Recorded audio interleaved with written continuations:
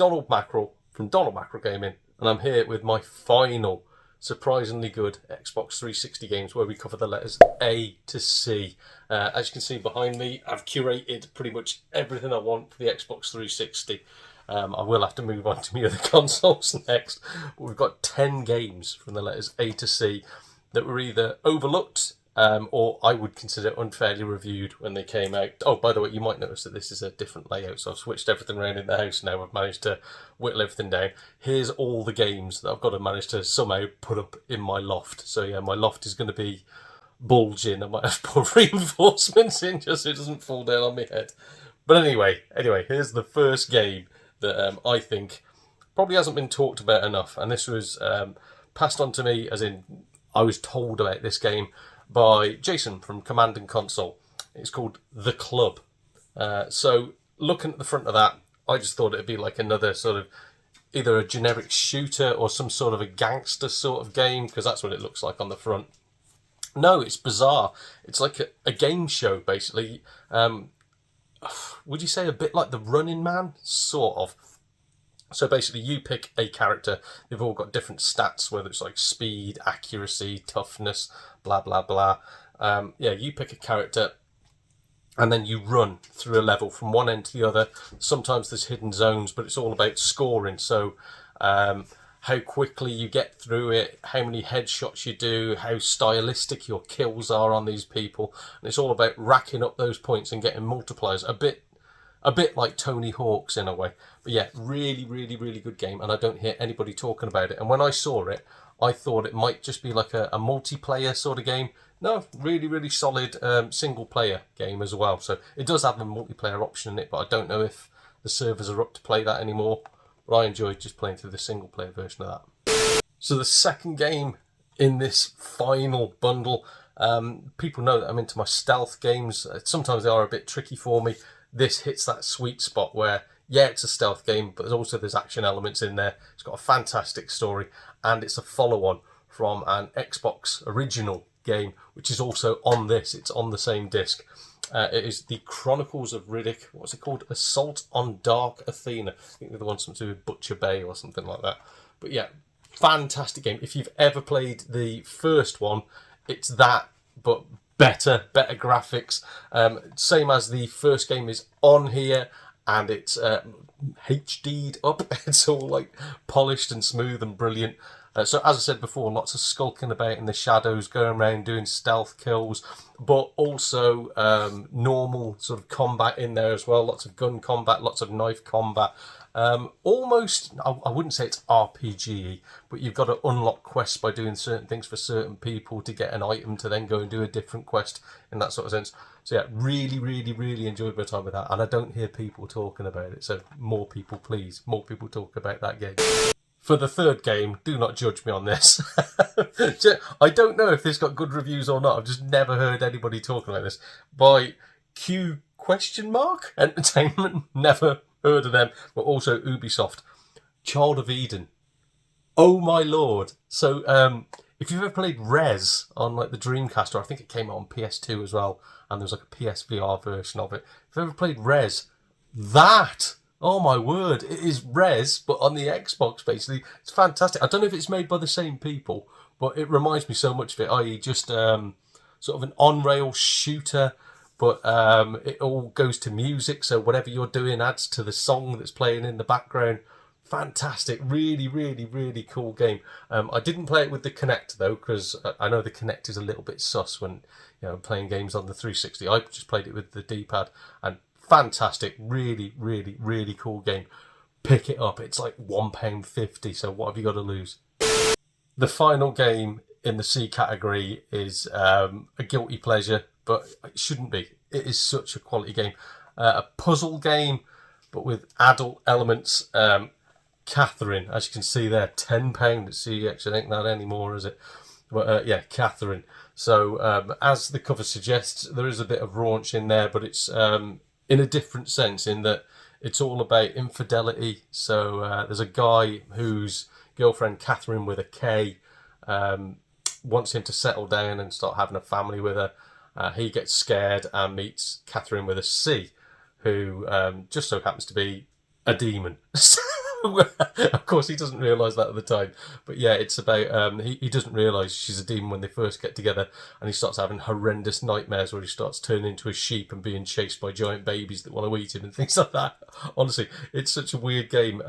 You've got to try and climb to the top of towers while like pulling out blocks and use them as steps, but it's all, once you've pulled out a block, it might block off another path that you need to go.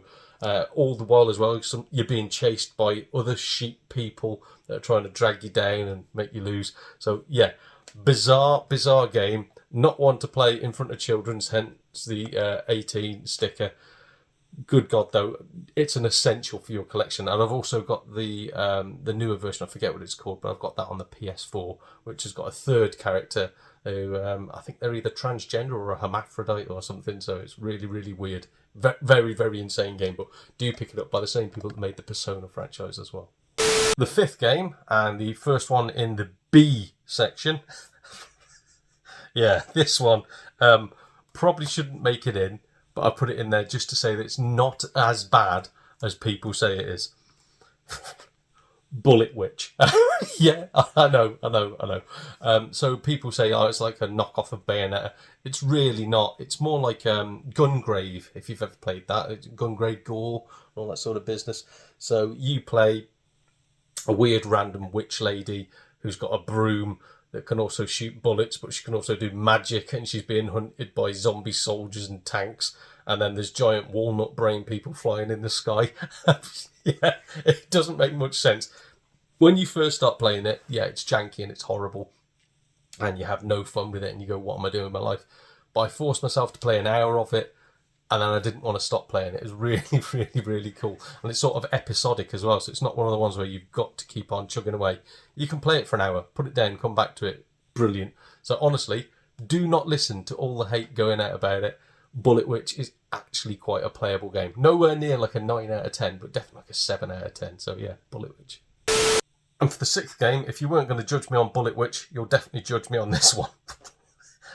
Disney Pixar's Brave. Now, what am I, a grown man, doing playing this game? So I'll be honest with you, there's a lot of tut when it comes to the B section on the Xbox 360. So many really, really bad games that I was pulling what little hair left that I'd got out of my skull. Brave, I fully expected this to be the one that I put in and go, I'm not touching this again. I need at least 3 days off playing games until I come back to this tut.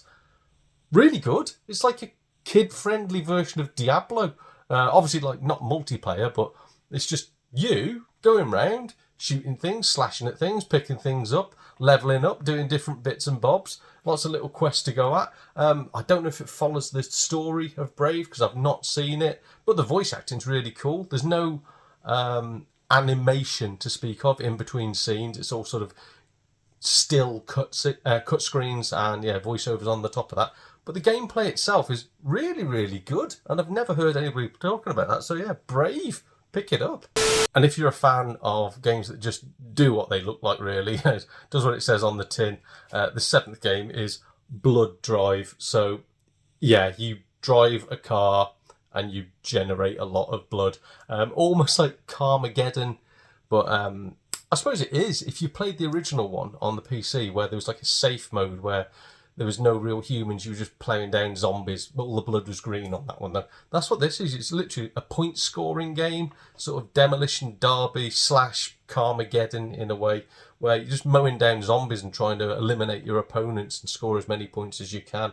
Can't really say too much more about it than that, really, but just, again, not heard people talking about that, and it does deserve a bit more love, especially if you're into your brain-dead, simplistic, drive things around and mow down the zombies. Just drop me games, it was that much fun. So the game that I just dropped on the floor, the 8th game, some people might say it deserves dropping on the floor for being a budget God of War clone. I liked it. I know it's not great. I know it's not a good game, but I know it's also not a bad game.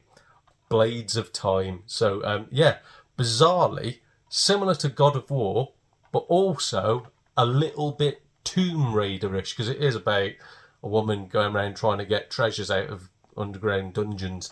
So yeah, Blades of Time. As you can see there, I've got like the European one. I think it's the German copy or something, because it is quite an expensive game now. So They all play in English. Just get whichever one you can. Especially don't spend a lot of money on this. It's a good game. It deserves better than it reviewed at, but do not pay the UK prices that they want for this. I think at the moment it's like about £40 or £50.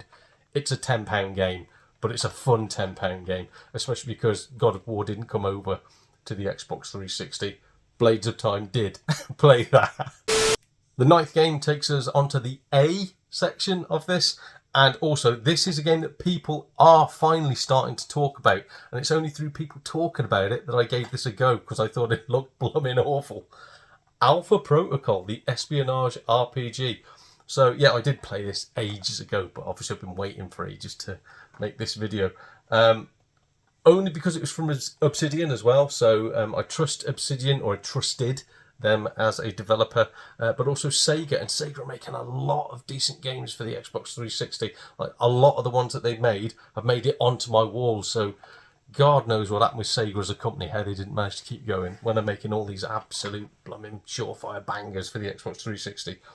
Yeah, it's a bit janky, yeah, it's a bit rough, but I've never played anything like it in my life. Well, I suppose it's similar in a way to Mass Effect, but more realistic, and I would say there's a lot more options to make your own individual character in this, whereas Mass Effect, you pretty much end up making the same mould no matter what you do.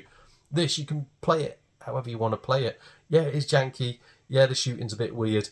I really, really, really enjoyed my time with this. And so, yeah, believe the hype. Pick it up. It's a good game. And the final game, yet another expensive one.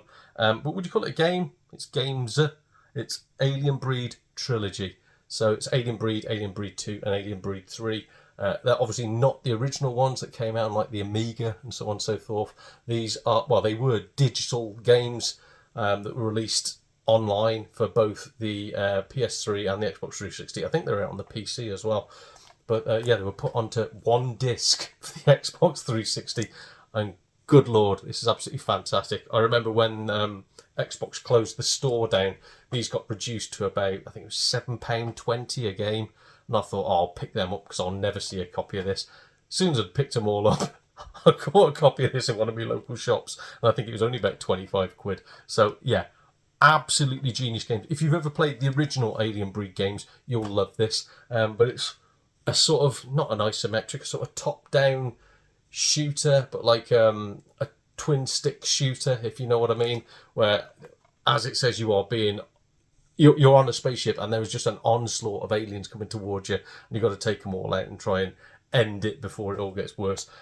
Brilliant, brilliant, brilliant game. The only thing I would say is that as a kid, I was petrified of the original one because of the Alien series. I don't know if you can see there, the original monster looks a lot like Alien from the H.R. Geiger description of the xenomorph. I don't know if they got into a lot of legal trouble or not. The aliens in this look nothing like the H.R. Geiger aliens. They're very, very, very, very distinct. Yeah, they are non-suable in the way that they've made the aliens for this. But still, amazing gameplay. Really, really fun. 3 fantastic games for the price of 1. So pick it up. And that's it. That's me final 10 games to go onto my wall. So that is now every single Xbox 360 game curated that I want on my wall. There's probably going to be a few that might squeak back in there and a few that will drop out once I've given them a lot more love and a lot more time. I say love. But yeah, what have you got from the letters A to C that you think probably should be on the wall?